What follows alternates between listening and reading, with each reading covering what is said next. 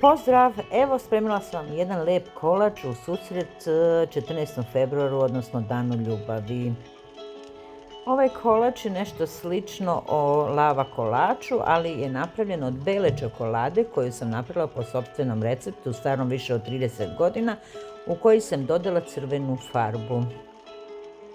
Stavila sam vodu i ulje da prokuva i dodala šećer i mlijeko u prahu.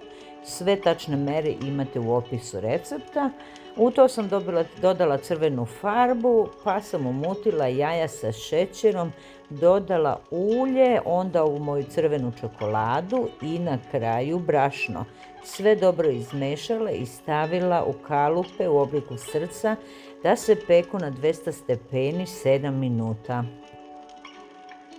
Mora se paziti da se ne peče predugo jer onda ne bude u sredini retko da liči na crvenu lavu. 7 minuta je dovoljno za ovaj kolač.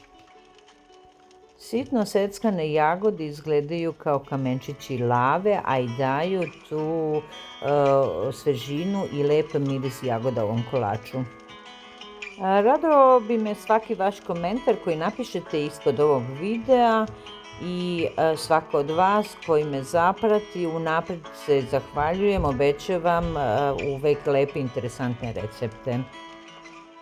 Evo, stigli smo do kraja. Kad se kolač ispeče, kada ga rasečemo, vidi se ta lepa rozikasto crvena lava. Ako dodate više boje, bit će crvenije.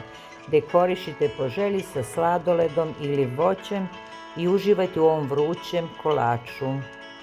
Sigurna sam da će obradovati mnoge od vaših partnera. Prijetno!